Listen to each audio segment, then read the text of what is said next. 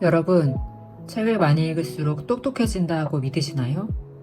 사실 저도 예전엔 그랬습니다. 패션 독서가처럼 매달 새 책을 사서 읽으며 훈장처럼 읽은 권수만 늘리는데 급급했어요. 제가 똑똑해졌을까요? 아니요. 딱히 변한 게 없었어요. 심지어 사놓고 읽지 않는 책이 쌓여만 갔습니다. 그런데 어느 날 문득 예전에 읽었던 책 한 권을 다시 읽고 싶어지더라고요. 책을 다시 읽으면서 저는 머리를 한 대 맞는 기분이 들었습니다. 왜냐하면 분명히 아는 책인데 아예 처음 보는 책 같았거든요. 그래서 그날 이후부터 읽었던 책들을 다시 읽기 시작했어요. 그런데 아마 그때부터였을 거예요. 제가 조금씩 변화하기 시작한 게요. 그러면 같은 책을 여러 번 읽으면 대체 무엇이 달라질까요? 지금부터 그 얘기를 시작해 보겠습니다. 제 경험부터 말씀드려 볼게요. 저는 모건하우젤의 돈의 심리학이라는 책을 여러 번 읽었어요. 처음엔 재테크 책인 줄 알았는데 그게 아니었네 하고 끝이었습니다. 두 번째로 읽었을 때는 저자가 위험 관리를 중시하는 투자자라는 것이 보였어요. 이때 위험 관리에 대한 경각심을 갖게 되었죠. 세 번째 읽었을 때는 투자에서 원칙과 철학이 있어야 한다는 걸 깨달았어요. 그리고 이건 인생 전체의 가치관과 연결되더라고요. 그래서 제 자신을 다시 돌아보게 됐어요. 그리고 미래를 다시 설계하게 됐죠. 이게 저한테만 일어나는 일일까요?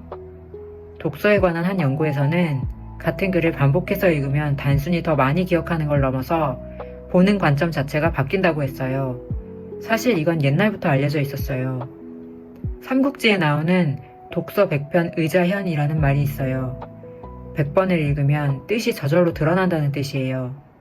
좋은 책은 외울 정도로 많이 읽어야 한다는 게 아니라 읽을 때마다 깊어지는 사고와 깨달음의 중요성을 강조한 거죠. 그러니까 같은 책을 다시 읽는다는 건 그 책과 함께 내가 계속 성장하는 겁니다. 책은 그대로인데 그걸 읽는 내가 매번 달라져 있으니까요. 물론 어떤 사람들은 똑같은 책을 10번 읽을 시간에 다른 책 10권을 읽는 게 낫다고 말하기도 합니다. 지식의 양을 늘리는 게 목적이라면 네, 맞는 말이죠. 여러 권을 읽으면 많은 정보를 얻을 수 있으니까요. 그런데 정작 세계 최고의 부자 워렌 버핏은 19살에 현명한 투자자를 처음 읽고 60년이 넘도록 이 책을 곁에 두고 계속 다시 봤거든요.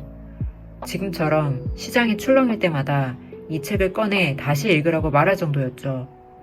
같은 책을 인생의 중요한 시점마다 다시 읽었던 거예요. 세계 최고의 부자가 많이가 아니라 깊이를 택한 거죠. 이건 인간관계랑도 비슷해요.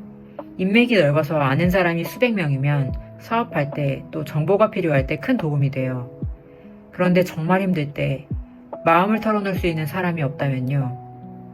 넓은 인맥보다 어떤 상황에서도 내 편이 되어줄 수 있는 깊이 있는 친구 한 명, 그게 저한텐 더 중요하더라고요. 책도 똑같은 것 같아요. 내 인생 내내 영향을 끼치는 책이라면 그건 권수의 문제가 아니라 깊이의 문제인 거죠. 그리고 이 깊이는 AI 시대엔 더 중요해져요. 정보력과 기억력은 인간이 AI와 경쟁이 안 되지만 깊이 있는 생각과 고유한 관점은 AI가 가질 수 없는 거거든요. 마치 손가락 지문처럼요. 완전히 똑같은 경험을 하고 똑같은 생각을 하는 인간은 없으니 똑같은 관점을 가질 수 없는 거죠.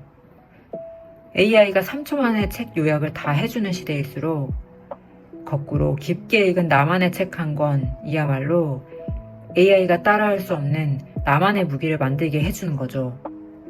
그래서 오늘 저는 딱 하나만 추천드리고 싶어요. 예전에 읽었던 책 중에 정말 재밌었던 책 한 권을 꺼내서 한 챕터만 읽어보세요. 분명히 처음에 못 봤던 무언가가 보일 거예요. 그리고 예전에 했던 생각이나 느꼈던 감정과 비교해보세요. 오늘 영상이 도움이 되셨다면 구독 눌러주세요. 앞으로도 독서에 도움이 되는 영상으로 찾아뵙겠습니다.